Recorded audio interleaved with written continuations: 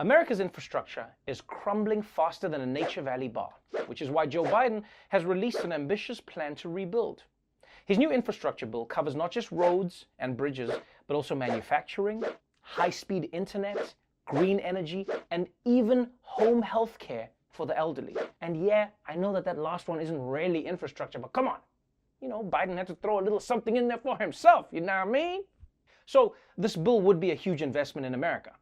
But because it costs more than $2 trillion and might actually help people, no Republican senators are expected to vote for it. The good news for Biden is that this is one of those bills that the Democrats could pass with a simple majority, which they do have in the Senate. The bad news is one of those votes has to be Joe Manchin, West Virginia senator and owl on a job interview. And right now, Joe Manchin isn't too happy with the bill.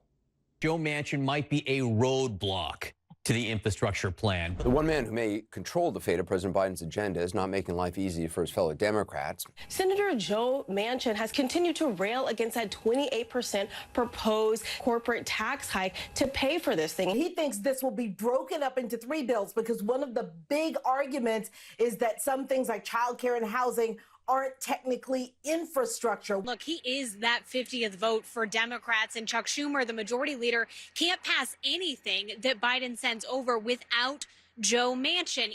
You hear that? The entire fate of this infrastructure bill rests in the meaty hands of Joe Manchin. And it's not just infrastructure. If Joe Biden wants anything passed, from gun control to raising the minimum wage to making LeVar Burton the host of Jeopardy, he has to get Joe Manchin on board. Basically, if the Democrats are Britney Spears, then Joe Manchin is their dad, which makes Joe Manchin the most powerful person in America. Well, second to the guy at CVS who has the keys to the razor shelf. But who is Joe Manchin? And more importantly, why is Joe Manchin? Well, let's find out in our brand new segment. Please allow me to introduce yourself.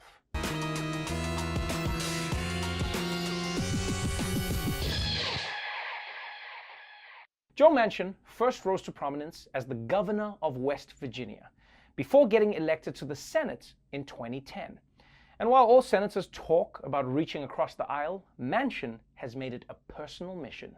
Joe Manchin believes in working across the aisle and has relationships. He wants to focus on trying to get Democrats and Republicans to work in the same room. He has been part of some bipartisan groups that have been trying to come up with some kind of legislation that can get support in the Senate from both parties. Republican Senator Susan Collins of Maine and Democratic Senator Joe Manchin of West Virginia. They are the newly announced honorary co-chairs of No Labels, a group advocating bipartisan solutions in Washington. Everything No Labels does is in a bipartisan way. It's not from one side, ideologically, or the other. We're in the radical middle. That's right!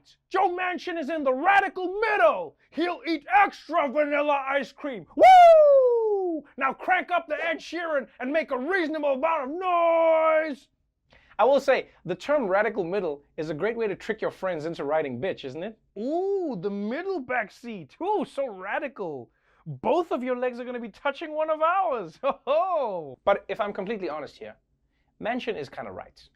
It is radical to be in the middle during this time in American politics. I mean, Democrats and Republicans are further apart than my nipples were after that botched boob job. So the fact that he can agree with both sides, that's extreme. It's kind of like being a robot who's also Amish. We are simple people who believe in the old ways. But even if the working across the aisle is going out of fashion in Washington, it makes Manchin very popular in West Virginia.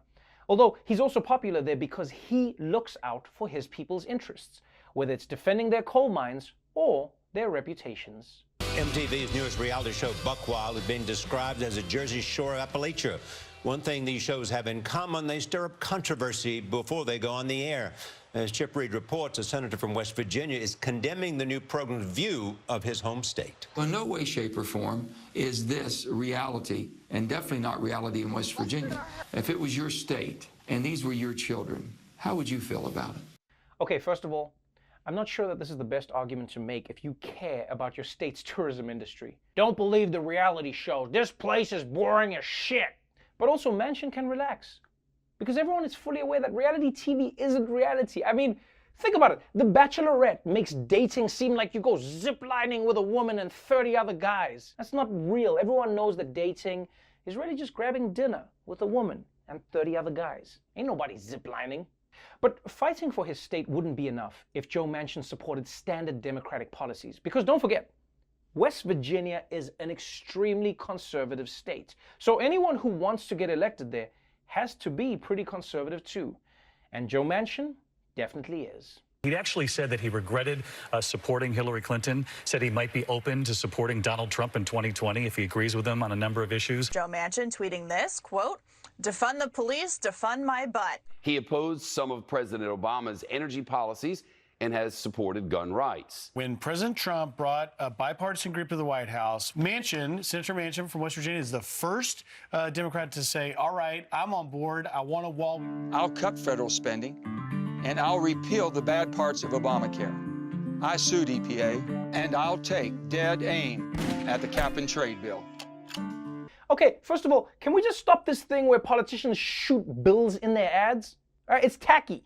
It's also kind of disrespectful to the staff at Kinko's. But it's people like Joe Manchin that make you realize America needs more than two major parties. Because he doesn't seem to totally fit into either one. I mean, think about it. Joe Manchin is in the same party as AOC.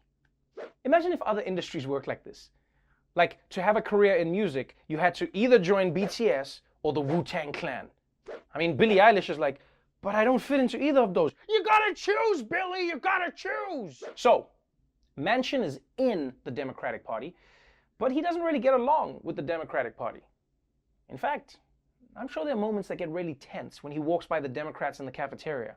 There's probably one seat left empty at the table, and Bernie always puts his giant mittens on it. I'm once again asking you to sit somewhere else. So, Joe Manchin is pushing conservative ideas and preventing Democrats from passing their bills. The question is then, why do they put up with him? Do they love his homemade gazpacho? Is he the only tenor in the Senate barbershop quartet? Or could he be the only Democrat with the upper body strength to open a pickle jar? No. It's mostly because when it comes to Democrats from West Virginia, he's the best they're ever gonna get. Joe Manchin, coming from a state that Donald Trump won with 68% of the vote.